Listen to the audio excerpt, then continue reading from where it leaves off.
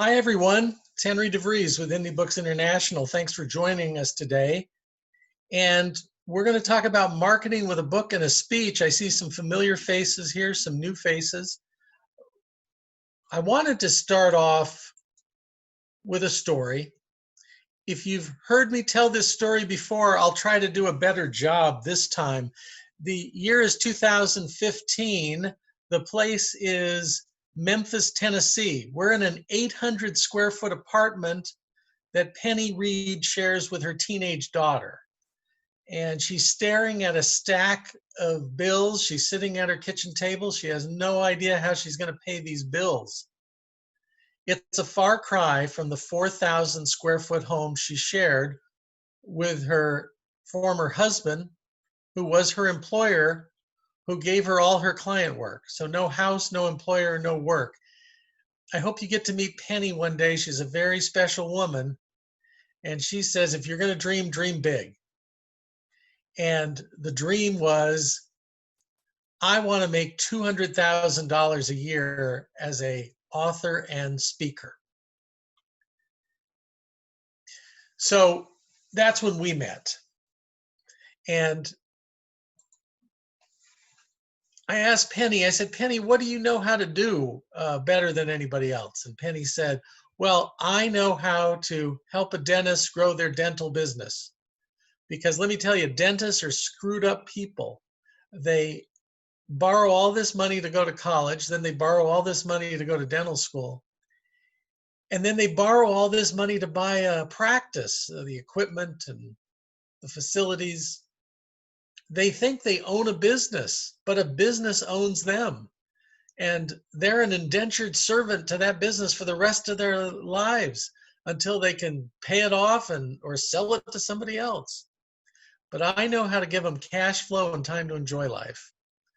And I said, bingo, Penny, we've got a business model. And Penny said, okay, so are we going to come up with this sexy, provocative title for my book? And I said, oh, I got the title. Let me give it to you. Growing Your Dental Business. It's what they want, and it's what you know how to do. I had her make a phone call a day to a group that booked speakers for dentists or to a dentist who might hire a consultant while we were writing the book. After that, I had her send a copy of the book out a day, 20 a month. This is the business development plan, to send a book a day in the mail. And Penny said, oh, but I'm not a salesperson. I said, good, I don't have to untrain you. Here's what you say. When you call these people up, if you're open to a conversation about booking me as a speaker on the title of my new book, Growing Your Dental Business, that would be great.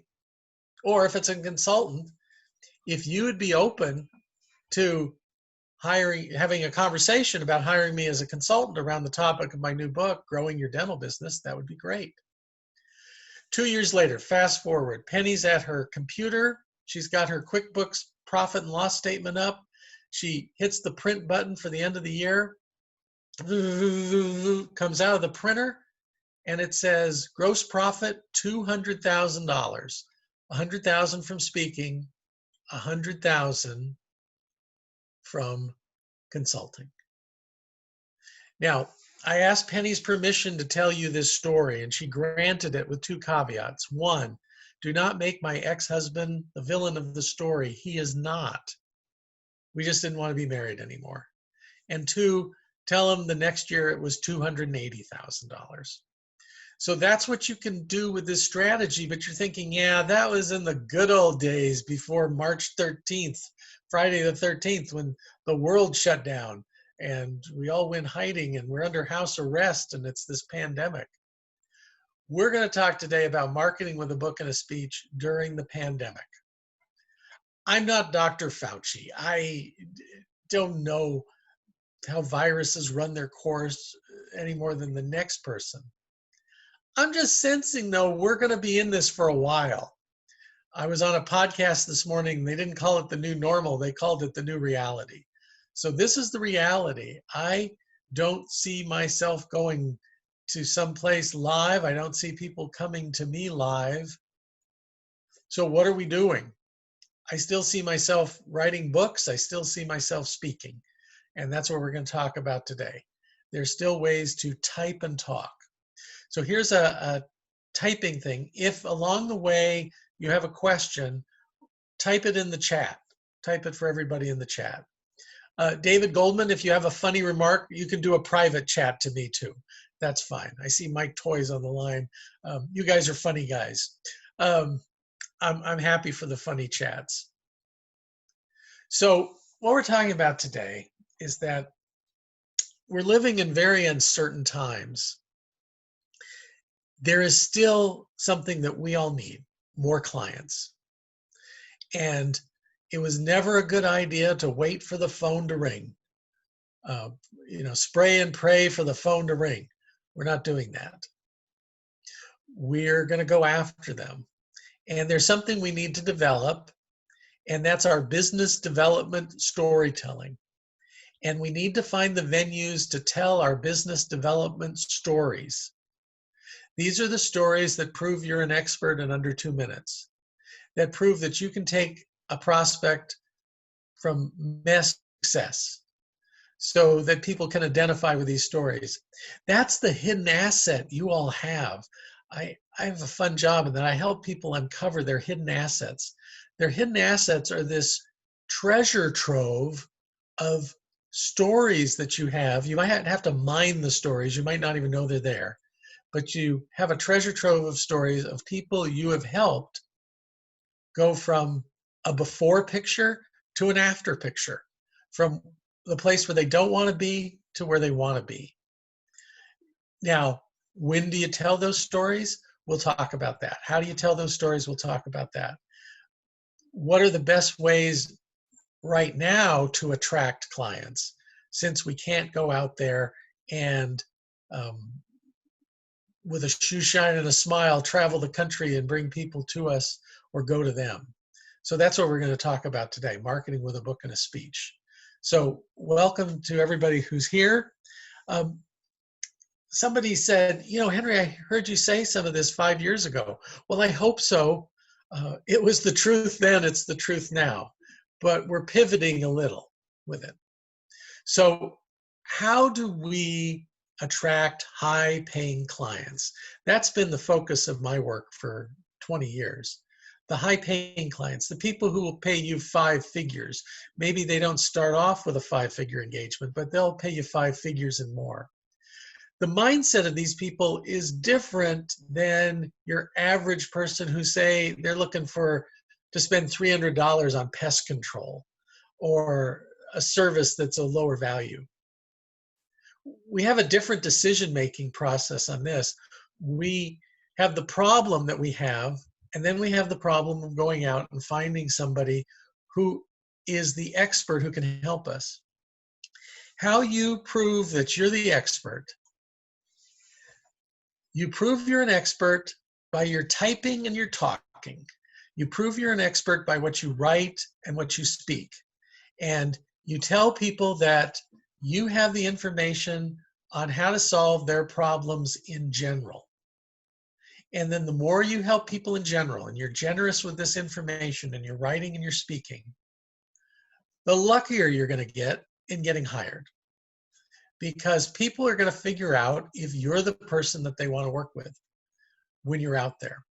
And in our research, and my research study now has been going on for 15 years, and we've invested more than $3 million in it, is that seeing you, hearing you, is much more powerful than reading you.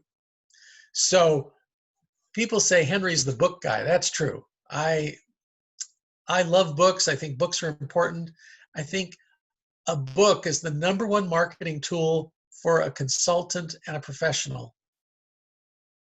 I think speaking about the book is the #1 strategy to attract high-paying clients. As I write a weekly column for Forbes.com on business development, and I interview a lot of people on the subject. And it amazes me how most people talk about what they do in the same drab way. It's almost like they're saying, I'm in business too. Yeah, I do that also. not a compelling message. What people want to know is that you know how to take people from where they are right now to where they want to go. So if it's my world, not enough high-paying clients, how do you fill a pipeline with qualified high-paying clients? How do we do it on a proactive basis? So I'm going to give you the top 7 things that we have found. And I'm going to give you the spin on what's working right now. And I'm going to do it in rank order. I'm going to go from 7 down to 1. Number 7 is putting on paid events, paid workshops and seminars where people will pay you money to come hear what you have to say. When COVID first hit and we went into lockdown, there was a period there that everybody was giving everything away for free, and the idea was don't charge for anything. That has passed. I'm seeing a lot of trends now where people are actually putting together retreats or mastermind groups to deal with the issue at hand, and they're charging people to be in them. And they're marketing them through LinkedIn and through direct solicitation, phone calls, emails. And don't forget direct mail. Direct mail, it's like everybody went online. Well, that left a big opportunity for direct mail because people still like to get a piece of direct mail. But what is the piece of direct mail they want? An invitation to an event where they can learn about how others, their competition, are dealing with an issue. So a magic phrase we have tested is find out what your peers are doing. That means you might have to do some research on what the peers are doing. I'm writing a book right now called Rainmaker Confidential. I'm interviewing the heads of large professional service firms, consultants, other people on what's working right now. So I'm gathering this information and then presenting it not only in my Forbes columns and not only in the book, and then I'm going to be speaking about the book. Because what people will pay money for is to find out how they compare to the competition. Here's the 3 magic questions I'm asking. 1, what are you spending less on? What are you going to cut back on in the next 6 to 12 months? 2, what are you going to spend more on? What are you going to increase in the next 6 to 12 months? And the 3rd question is, what is your go-to strategy for this? What are you doing? It's interesting. I'm doing roundtables on Zoom. I'm writing articles from it. We're posting videos of the roundtable. Does everybody agree to be on my roundtable? No. I have to go for no, as my friend's book title was, go for no. So I go for no's, and the funny thing happens, I get a lot of yeses, and I fill these groups, and they become networking, and they become information gathering. And then, for instance, Mark LeBlanc, he's doing his Achievers Circle weekends. He's doing them online. He's done several online, and he's told me I do not see myself getting on an airplane through the end of 2021. He's lowered his expenses. He's lowered the expenses of the people who want to attend. I believe, there's still a donation arrangement that he does. He has a deposit on your donation. My author retreats, where I was taking 12 authors and locking us up in a hotel for 3 days, I'm now doing these author retreats online. They're 2 days, and I do 3 hours on a Thursday and then 2 3-hour sessions on Friday. There's pre-work and homework, and everybody speaks in it. There's a charge if you're a past client. There's a different charge if you're somebody new and you want to come into this. If you're a current client, I save some spots and comp current clients in to those spots. That's just another model. So there are models out there for the paid event. And in rank order, it finishes 7th. Here's what finishes 6th, getting your internet game plan together. Now, I'm not one of those who would say internet is your total strategy. It's not your total marketing strategy. It just augments it. Here's two important ways to augment it. One, YouTube videos. And more YouTube videos under 2 minutes in length. Did you know as many people are searching how-to subjects on YouTube as they are searching on Google? So many of us, myself included, I just want to see a little video on it. And you can learn so much more by seeing and hearing as opposed to just reading. So I suggest a lot of those blogs you've done, turn them into 2-minute YouTube videos and get them posted. The other thing is LinkedIn. Very high in LinkedIn. I just interviewed the vice president for sales support at LinkedIn, and I'll be doing a column on her on Forbes.com on what's happened to LinkedIn. When people say, Henry, how are you doing? That question isn't just a throwaway question now. They really want to know, are you healthy? Is the family healthy? And then there's invariably the business question. And I was always saying, well, we're no Zoom or toilet paper, but we're doing okay. After I interviewed her, I said, maybe I need to say, we're no Zoom, LinkedIn, or toilet paper, because LinkedIn is doing great. We started with 0, and now we have over 11,000 LinkedIn contacts. It's creating a lot of conversations. We're going back. We're inviting people to events, doing all sorts of things. So we're keeping active on LinkedIn. Okay, 5, we always said network. So you got to be more creative now in how you find ways to network, but that's starting to evolve.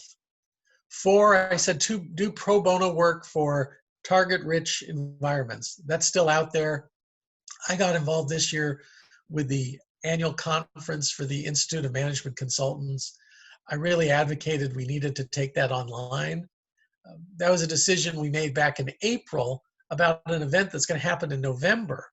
And I said, it's not about what the life is like in November, what life is like leading up to it. Will people agree to sign up to travel to Boston?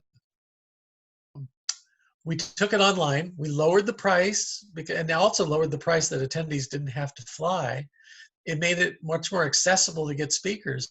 So I was able to help get speakers like Malcolm Gladwell and Judy Carter to be at this conference. Meanwhile, we're double the attendance figures for the last few years we were doing live, with the number of people who've paid to be there online. The event's November 6th and 7th. I'll be speaking there. I also was able to get speaking spots. I know some of the people on this call were people I got able to speak there. So there are conferences and panels, and there are ways to speak. So how does it happen? Get involved. Do pro bono work with target-rich associations. Now, the 3 secret weapons. 3, get published. This was always there. I think there's never been a better time to write a book. I used to say that because it was like we were under house arrest, so you'd have more time. I don't know about you, but I haven't found this abundance of extra time in the last 5 months. We've had plenty to do, and we've been doing it. I say it's a great time to write a book because it's the energy you have when you're writing a book. It's great when I can tell you, oh, I'm writing my next book, Rainmaker Confidential. I'm also speaking. I'm promoting my current book, Client Attraction Chain Reaction. So there's energy around that. One of the monthly sessions, I've added an extra Zoom session a month, and I do one on how to be an expert in 30 days. You declare you're writing a book, you write chapters, and you get them posted on LinkedIn as articles. And you announce to the world that you're writing this book and you're publishing this book. And it also gives you the opportunity to interview people about your upcoming book. And the chapters from your upcoming book, you're excerpting and turning into articles. And so there's these things happening. So I suggest you do that. There's more to writing than just a whole book. Look for people who would let you post on their blog, people who would write a blog post about you.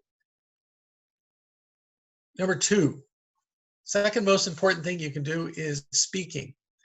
And sure, there aren't the meetings, but as I said, most are going online. Meetings are going online, so you still need to see, can you be the speaker there? I'm talking about opportunities for fee and for waiving your fee. As you know, I'm an advocate that we never, ever say we're speaking for free. We have waived our fee. And one person I know, I loved what he'd always say when people would ask about his fee. He says, well, there's my fee, and then I do 2 pro bonos a month. There's always 2 pro bonos a month. And by pro bono, meaning a free speaking engagement, he said if it was the right group, he would travel anywhere. If it was the wrong group, he wouldn't walk across the street. So you just have to know who your target rich environment is, who the group is. So I had to laugh. There was a comment that, your teleprompter is reflecting your glasses, and I don't have a teleprompter, so I don't know what that means. So I'll keep going, or I'll tilt my glasses. How about that? Maybe that works. Okay.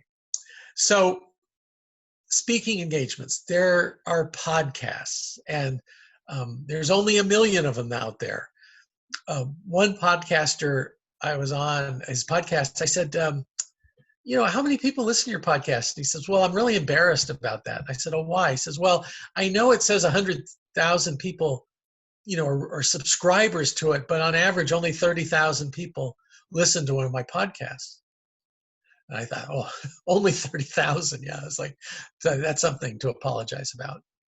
It's like my son, Jack, the journalist, who apologized to me because I thought his 80,000 followers were great. And he says, oh, no, Taylor Swift has 3 million, Dad. And I said, oh, so we're comparing ourselves to Taylor Swift now. So podcasts. I'm not a big fan of starting a podcast. I'm not against it. But if you start a podcast, you're doing a lot of work to generate an audience. And the repeat audience has heard you over and over again. I like it if you go on other people's podcasts, they've assembled an audience, and you get to give your message to new people all the time. So I think podcasts are where the opportunities are.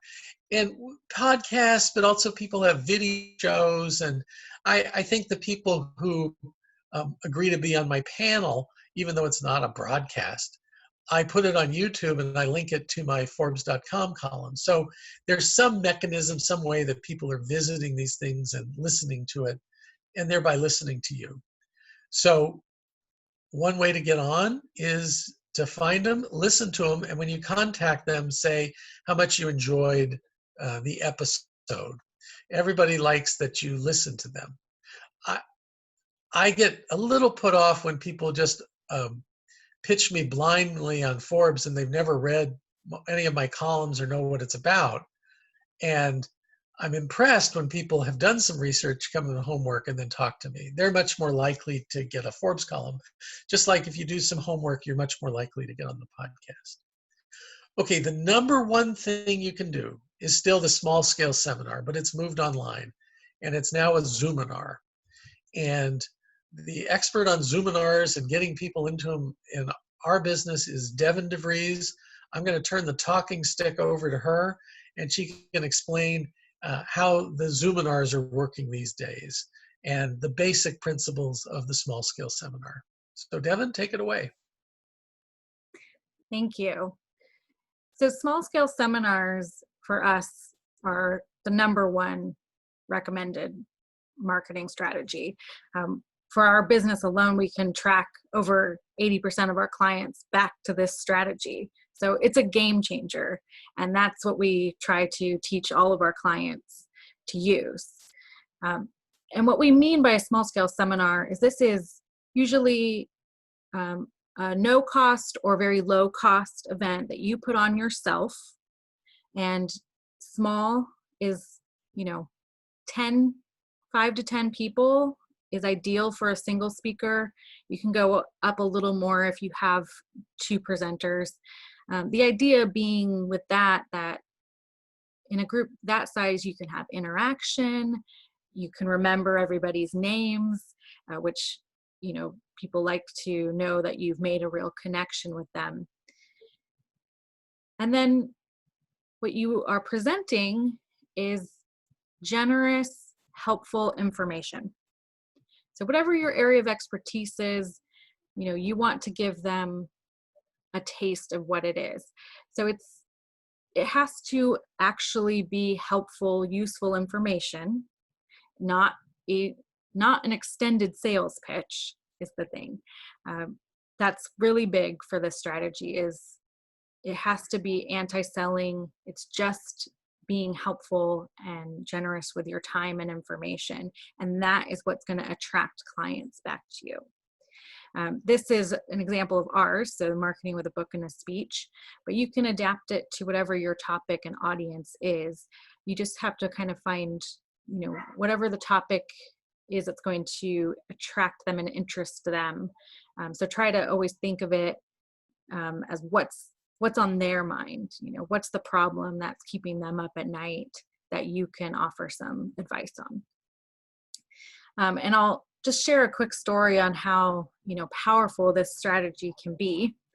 6 years ago, when we were starting Indie Books International, Henry knew that as a new player in the market, we needed to make some strategic partnerships so that we could grow our business and better serve our clients. So he had done some research and found that the #1 public relations company for promoting authors and books was a firm out of Tampa, Florida called News and Experts. And he was able to get a call with their CEO, Marcia. And they had a nice, kind of introductory chat. And it kind of ended with Marcia saying, well, this sounds great. Next time you're in Florida, why don't you come by the office and we can talk more? So Henry hangs up the phone, comes out to me in my office, and asks, when's the next open date on our calendar? I said, about 3 weeks from now, the beginning of September. And he said, great, we're going to Florida. I said, okay. And he calls Marcia back up and says, oh, it just so happens I'm going to be in Orlando the first weekend of September. Maybe we can meet. She said, oh yeah, I would like that. What's bringing you to Florida?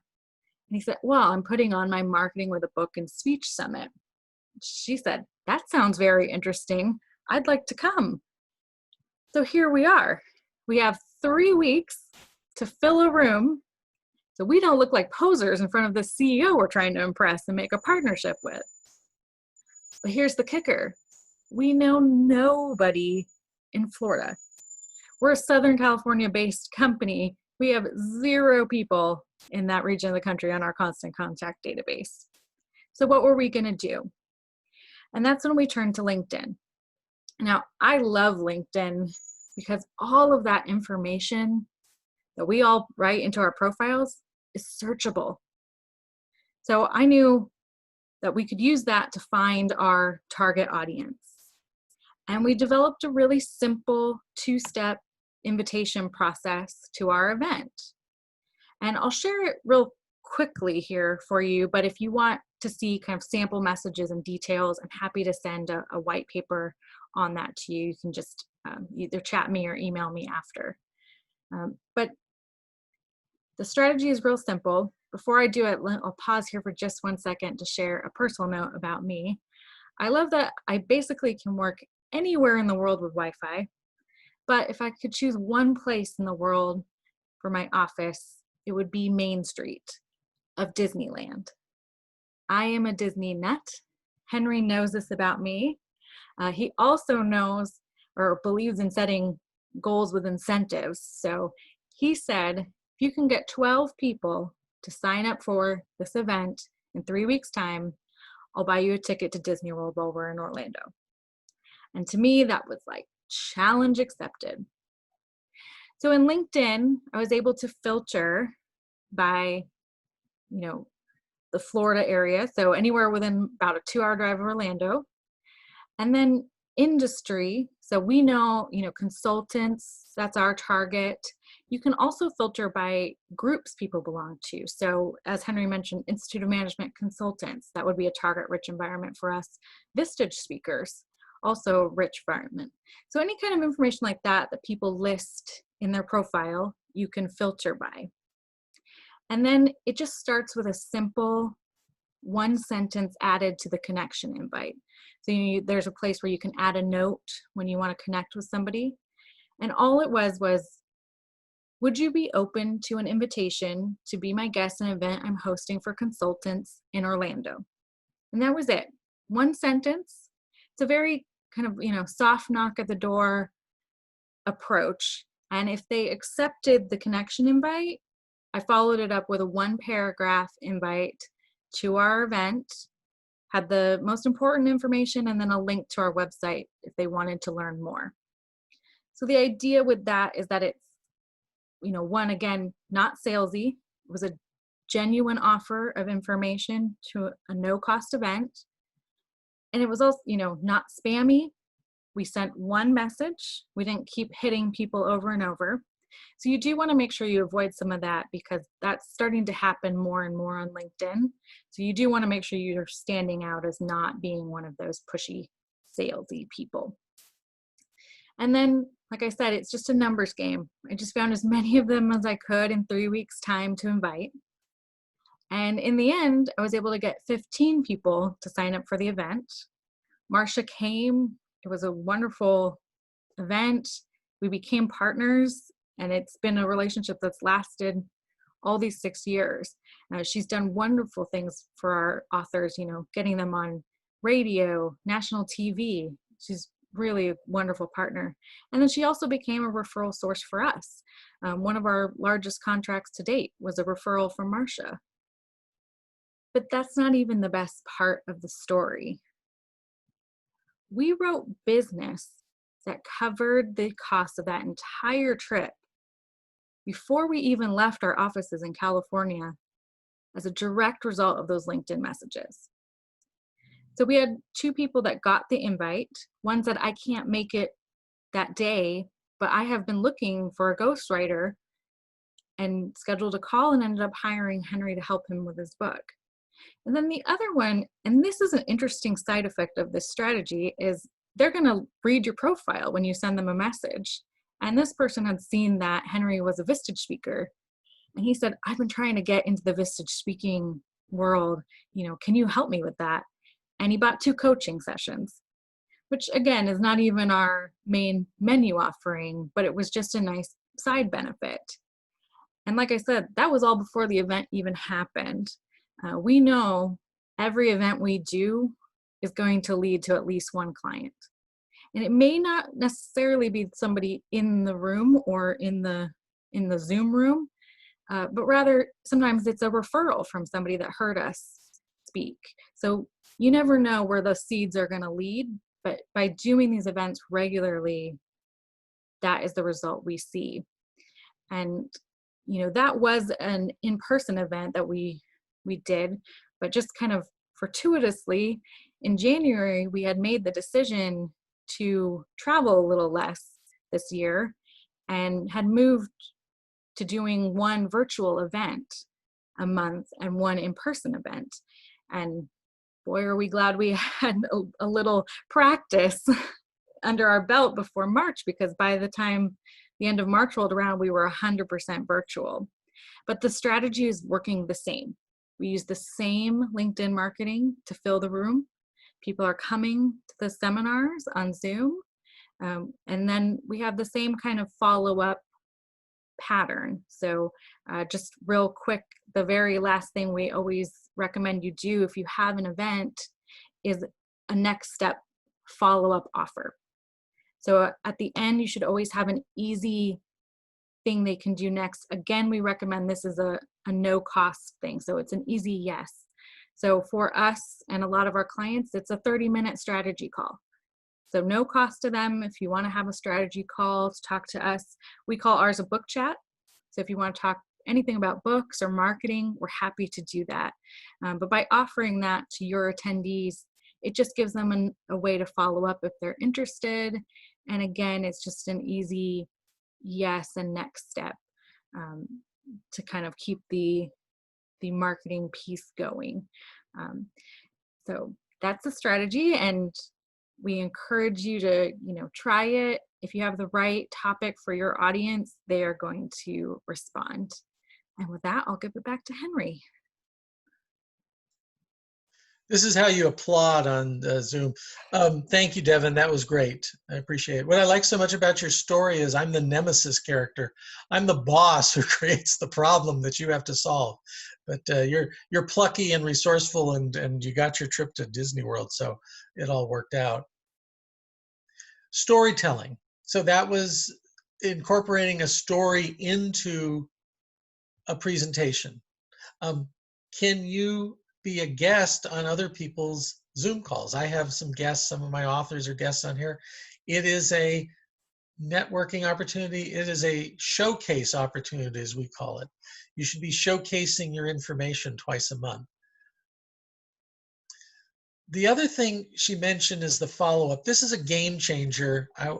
I studied with someone who was an expert at enrolling clients, and this was the game changer he taught me that I want to teach all of you.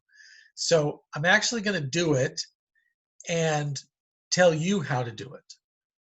So we advertise these as no cost, no selling, no kidding. So we never go into a selling spiel.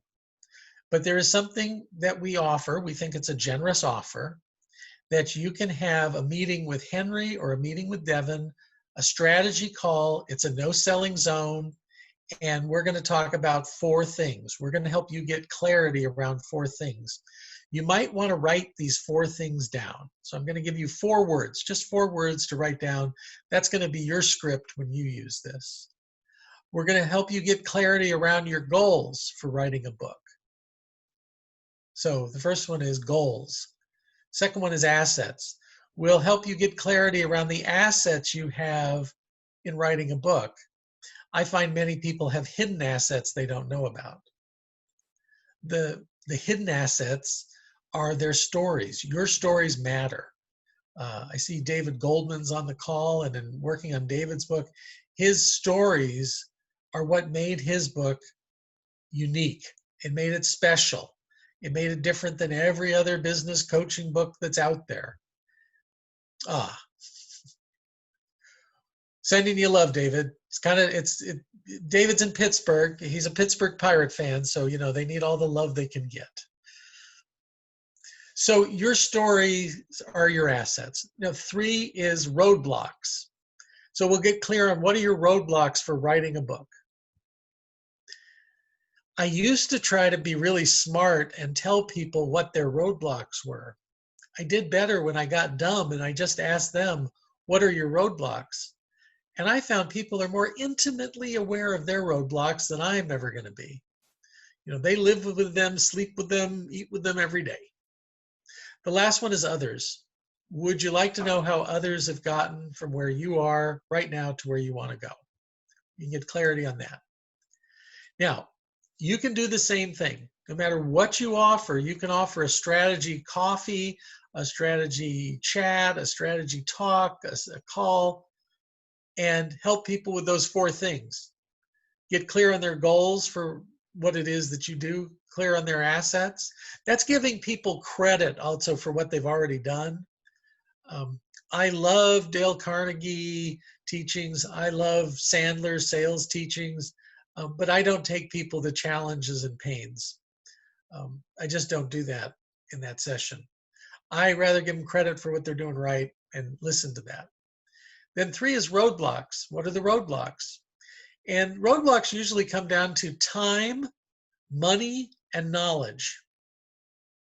But let them explain in their words what they are. They're giving you valuable information. Now, the 4th question, would you like to know how others have gotten from where you are to where you want to go, is critical. And I need the supercomputer in your brain to handle that one. Also, you need to practice and develop some of these stories. That was not the first time I told the Penny Reed story. That was not the first time Devin told the "we're going to Florida" story. You practice them. And you have them ready, like arrows in a quiver, like tools in the toolbox. You have them ready, because when they agree, well, yes, I'd like to hear how someone has gotten from where I am to where I want to go, You have to go where. That's the Penny Reed story. That's the Going to Florida story. That's the Bill Woodich story. So whatever the story is, that's, well, let me, I'll never forget the day I got a phone call from Bill Woodich, and you launch into the story. Do it in under 2 minutes. It proves that you're not a wannabe, a poser, a person who's just an academic who reads about these things. It's, you really have the chops and experience to take people from where they are to where they want to go. And that's the proper time to tell it in the sequence. Now, Mike Toy, the magician, is on the phone call. I know, Mike, your magicians are never to reveal the secrets. You're so very good at that. I'm peeling back the curtain to show you how to do this. The fact is, it doesn't matter if people know that that's what you're doing. It's no trick. It's respect, it's generosity, it's kindness and listening to them. And I allow 30 to 45 minutes to an hour for these calls, because some people have things they need to share, and I need to listen to them. You need to listen to your prospects. So this is an offer. If you want to contact Henry or Devin, we'll give you, a 45-minute phone call. And with Devin, it's talking about the small scale seminar strategy. With me, it's more about books and speaking. And be delighted to have a conversation with you. So we call it a book chat. Just ask for a book chat and we're there for you. Now, when you have a call, a Zoom, a small scale seminar like this, and you're generous, and you have generous phone calls like this, and does everybody sign up? No. I only sign up 1 in 4 people that I have a conversation with, and I'm okay with that, because not everybody's a client, not everybody's a prospect. I'm not a right fit for everybody, and they're not a right fit for me.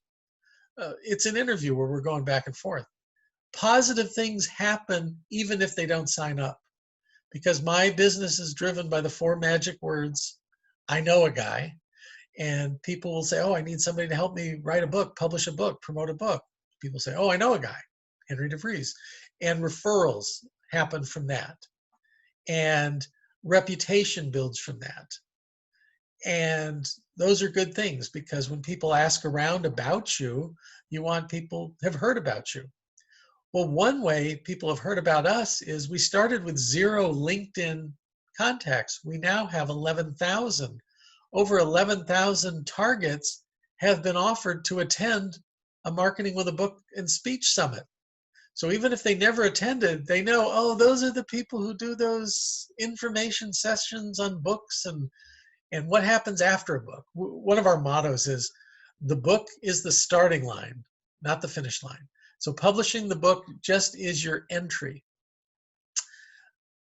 Little story on that is, for 5 years, I volunteered to help with public relations at the Boston Marathon. And I was assigned to the starting line. And most of the reporters and the cameras, they're all at the finish line. There's very few at the starting line, because the race starts usually in the same way.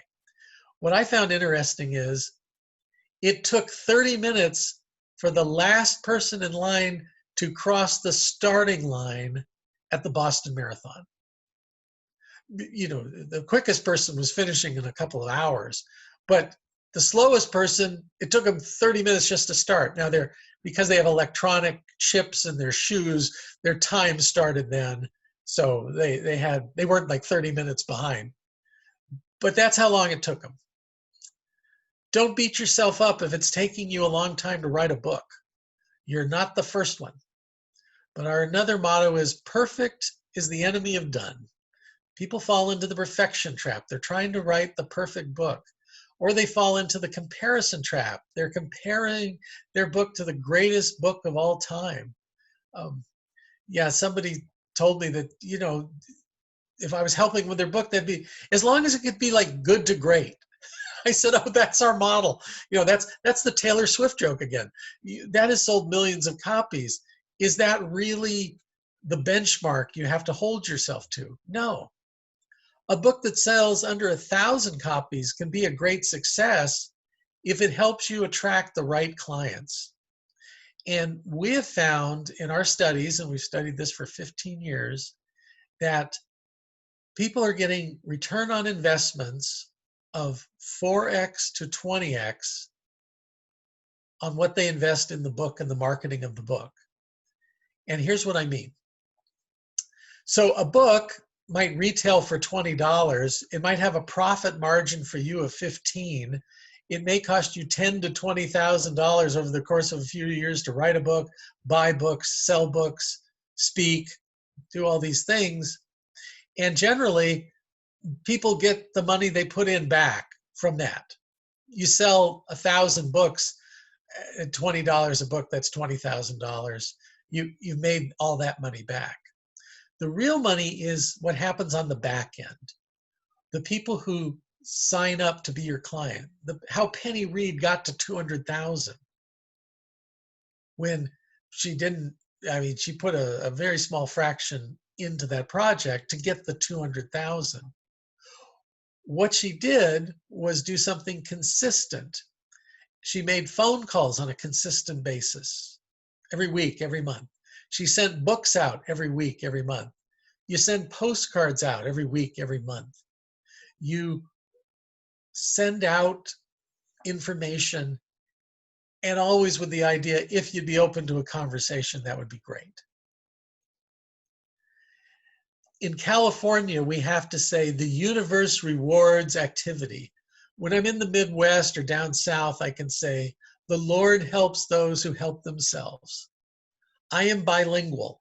I can say it both ways, but it is the same universal truth. There needs to be some activity, strategic activity, that's in alignment. Why we're so high on the small scale seminar, and we didn't invent this, by the way. This is the result of R&D, rob and duplicate. We've been robbing and duplicating the ideas from the greatest rainmakers for 20 years. And this came out of the Harvard Business School and Dr. David Maister, and he stole it from McKinsey. And I've interviewed people at McKinsey to get more about it. It's the idea that you can control small scale seminars. You get to decide when they're held. You get to decide what time they're held. You get to decide the topic. It's all up to you. You don't have to persuade someone else to book you as a speaker. And let me tell you, getting booked as a speaker isn't always that great. The person, my mentor on enrollment, said he would rather speak to 7 people who chose to be in the room with him than 50 people who just showed up because of the meeting and you were the speaker that day. They didn't take an action toward there. Some people go, oh, small scale, I want to go big. Small scale is where it's at, where you can do interaction. You can do other things. You can do follow-up. So that's why we're so high on it. And being the author of a book helps open some doors, both for people attending yours, small scale seminars, and also getting booked and persuading those people to book you to be put on their stage so you can showcase what you do. And with that, I'm going to see if there are any questions in the chat box. So I have one here. I've started several books but haven't finished any. I'm always at the point where I can't seem to mentally identify anyone who cares about my subject. Oh, I feel for you. I liken it to sailing days, like in Columbus when they'd sail across the Atlantic and you'd get some good wind coming out of Africa. And when you got to the New World, you picked up some wind, but there was a place called the doldrums. And this is where you just moved along really slow. Writers get into the doldrums. So that's why I believe writing is a team sport.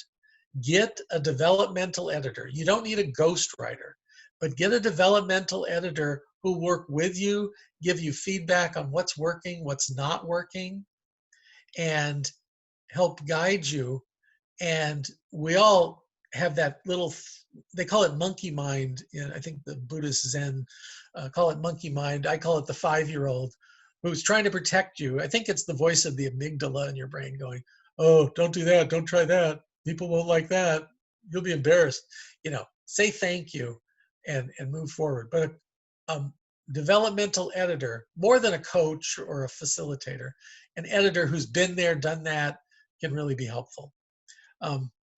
Have you seen good results with LinkedIn Pulse? So this is Devin. I'm going to turn it over to Devin to talk about LinkedIn Pulse, or better to send traffic directly to your blog. Devin, do you have thoughts? So we really like the LinkedIn articles over a personal blog, especially if you're just starting out writing, because what's nice about the articles is they go not only to your own connections and they live within your profile, but they also go to a larger database that's searchable by Google and kind of live on as people search for your topic. So we're kind of really high on the LinkedIn articles. We haven't done much with LinkedIn Pulse yet, so I can't say for sure on that, but as opposed to articles versus your own personal blog, we usually recommend articles. So that question was from Karen, a longtime reader. Karen, if you're listening, I want to make you an offer. You're one of the smartest people I've ever met on direct mail. If you would like to be considered for a Forbes.com article on direct mail, just send me an email to henry@indiebooksintl.com and put Forbes in the subject line, and I'll shoot back some information to you on how that could work out. I know I see Deb Brown's on the call, and she's been featured in Forbes column, and that's an offer to everybody too. Sorry, Karen, you are special, but I'm going to make it to everybody that if you want to offer an idea on a Forbes.com column, just send me an email, put Forbes in the subject line, and I'm happy to consider that. I can't say I will do it. I think I put Deb Brown, Mayor, through the paces a couple of times on it. Yeah, she earned it. So, but yeah. So I've become the media. I'm one of those media people you got to deal with. But happy to give you a shot. Okay, I see it's 11:52. If there's any last question, if you want to put it in chat, I'll take it. If not, I'll wrap it up. Seeing none, I'm going to wrap it up with, I'll never forget the day Bill Woodich called me. And I didn't know Bill Woodich was a big deal. He was in Orange County, and I'm in San Diego County. And he said, Henry, I know you don't really know who I am, and that's okay, but I know the 4 magic words in the English language. I know a guy, and I've been asking around, and people have said, oh, if you want to publish a book, I know a guy, Henry DeVries. So I went up and met with him, helped him with his book idea. I helped him with a speech. He was in front of an audience, and people said, Henry, he's passionate, he's dynamic. I have no idea what he's talking about. So we had to refine messages. We got on radio interviews, we did print interviews, local TV, and with Marsha's help, as Devin said, our big break came when we got him on the Steve Harvey show. And a national audience of 2 million people. And Bill has gone on to publish a book with McGraw-Hill, a big New York publisher. We call that graduating. He's now making $15,000 a speech, and he's still running his very successful company in Orange County. And I challenged him. I said at the start, you want to climb a mountain, but he convinced me he was willing to do it. And he did climb that mountain. And I took him out to dinner and told him that, and he got choked up, and he said, those were the words I wanted to hear most of all. Your words matter. Your stories matter. Bill's stories mattered. They help people. Your stories matter. They'll help people. I really want to encourage you to get out there and get your stories heard, both through typing and talking. Thanks for being with Devin and I today, and if we can be of help, please just reach out and contact us. If you'd like that book chat or that small-scale seminar chat, we're happy to do that. Thanks, everybody, for attending today. Thanks for your attention. Bye-bye.